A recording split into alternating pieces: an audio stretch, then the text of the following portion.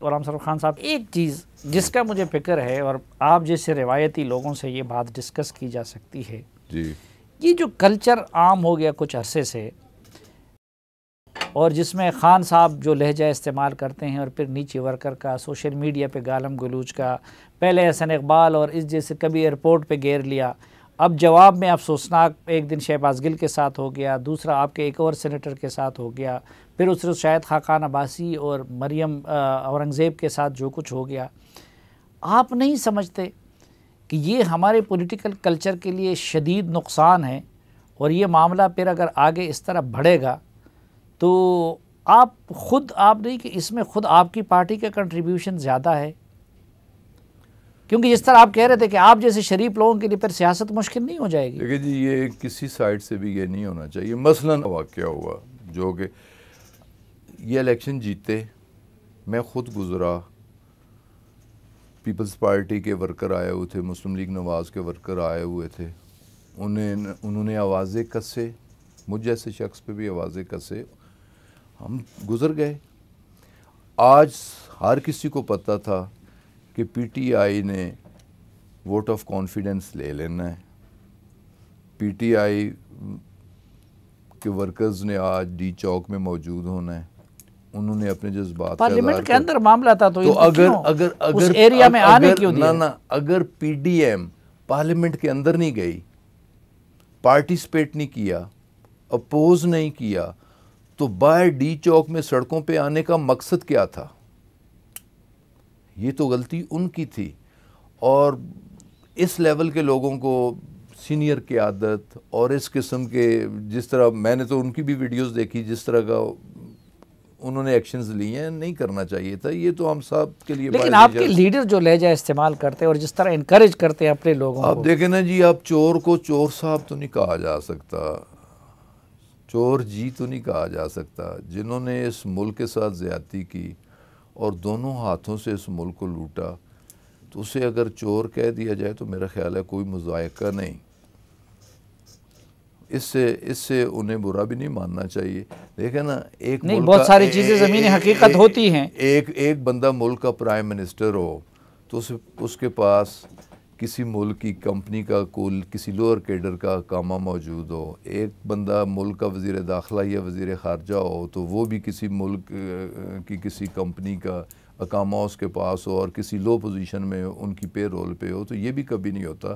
اور یہ بھی کبھی نہیں ہوتا کہ ملک کی عوام حکمرانی کا حق دیں، اپنے مسائل کے حل کے لیے ہمیں منتخب کریں تو ہم اسی عوام کا خون چوسیں۔ نہیں تو آپ کی پارٹی میں بھی ایسے لوگ ہیں جن کو مثلا جہانگیر ترین کو کورٹ نے وہ کیا ہے، تو آپ لوگ اس کو چور کہیں گے؟ دیکھیں جی، اسے جو کہتا ہے کہے۔ جب تک کسی کو عدالت نے چور ڈکلیئر نہیں کیا ہے۔ نواز شریف کو تو کیا ہے نا جی، نہیں، نواز شریف کو تو کیا ہے۔ وہ آپ اس کو غلط بیانی کہہ سکتے ہیں، اقامہ نہ ڈکلیئر کرنے پہ چور تو نہیں کیا۔ جتنی ان کی پراپرٹیز ہے، اسی سپریم کورٹ نے انہیں تو سیسیلین مافیا تک کہا، اس سے بڑھ کے اور انہیں کیا کہا جائے۔ یہ جو کل عمران خان صاحب کے بعد تقریر کی فہمیدہ مرزا صاحبہ نے، جی، یہ ذوالفقار مرزا کی اہلیہ ہے نا، اس کی تقریر میں اس نے تو سپرمیسی زرداری صاحب کا کون سا جرم ایسا ہوگا جس میں ذوالفقار مرزا شریک جرم نہیں ہوگا؟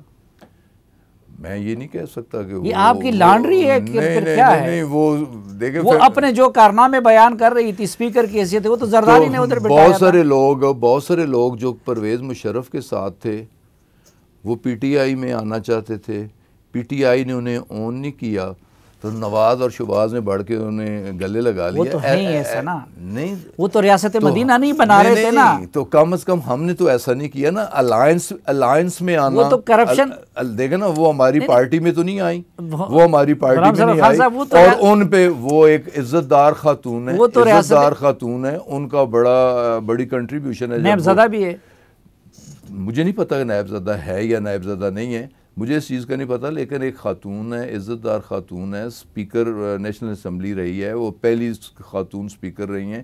تو آصف زرداری نے اسپیکر بنایا تھا، چلیں جس نے بھی بنایا، لیکن یہ نہیں ہے کہ آصف زرداری نے بنایا تو ہم کہیں کہ وہ بھی غلط ہوگی۔ آصف زرداری پیپلز پارٹی، میں جانتا ہوں کہ بہت سارے لوگ اچھے لوگ، چیئرمین سینٹ آصف زرداری نہیں بنایا، نیر بخاری کو اچھا آدمی ہے، میں مانتا ہوں، میں تسلیم کرتا ہوں۔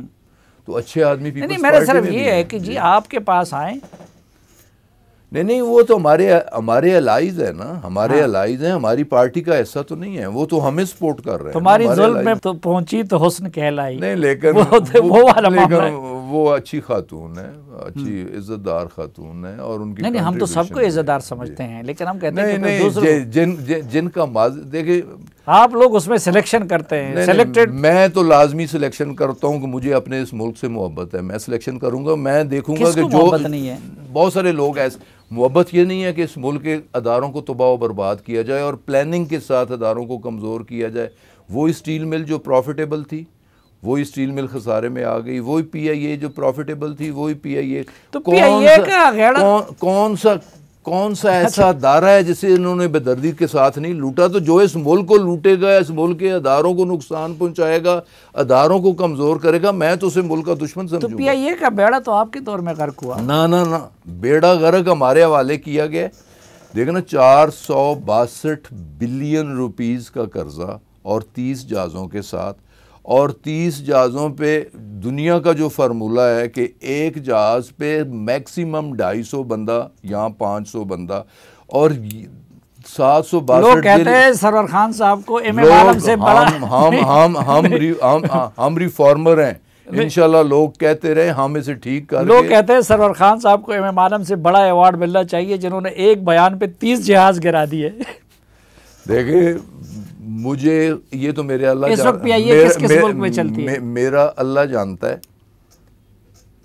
اور میرا ایمان ہے کہ اللہ تعالیٰ اس کا ایوارڈ مجھے لازمی دے گا. میرا ایمان ہے کہ میری قوم اس کا ایوارڈ مجھے دے گی کہ جس ملک میں پائلٹ جیلی ڈگریوں پہ جہاز چلا رہے ہوں, جس ملک کے انجینئر جیلی ڈگریوں پہ سفارشی اور پیسے لے کے بھرتی کیے گئے ہوں, تو ان کے خلاف اگر میں نے ایکشن لیا تو ہو سکتا ہے میری عاقبت اسی طرح سنور جائے. فائنل کیا ہوا پائلٹس کے لائسنس کا؟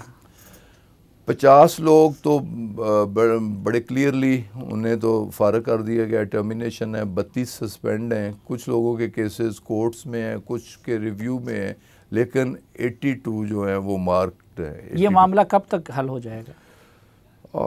آلموسٹ حل ہے. اچھا, اس وقت کن کن ملکوں میں ہمارے جہاز بند ہے جانا؟ صرف یورپ بند ہے, اور جو ان کے کنسرن تھے, سیفٹی کنسرن تھے, وہ بھی پی آئی اے نے ایڈریس کر دی ہیں. جو ان کے کنسرنز لائسنسز ریلیٹڈ تھے, جو کہ سول ایویشن کی ذمہ داری تھی, وہ بھی آلموسٹ. دیکھیں ہم نے کچھ 10 لوگوں کے خلاف انکوائری کر کے نہ صرف انہیں نوکری سے نکالا, ان کے خلاف ایف آئی اے نے پرچے بھی دے دیے, ٹھیک, اور وہ اب عدالتوں کے اور ایف آئی اے کے چکر بھی لگا رہے ہیں, تو کرمنل ایکشن بھی ہو گیا. نیو یارک میں روزویلٹ ہوٹل, اس کی کیا پوزیشن ہے؟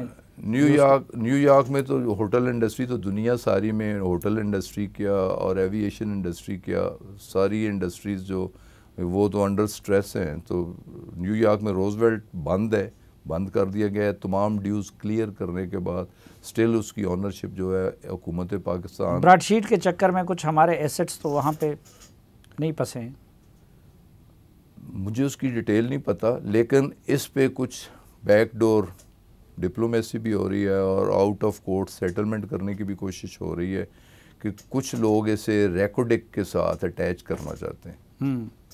کچھ لوگ تو کہہ رہے تھے کہ ہو چکے ہیں, آپ نے معلوم نہیں کیا کہ ہو چکے ہیں کہ نہیں؟ ہوئے نہیں.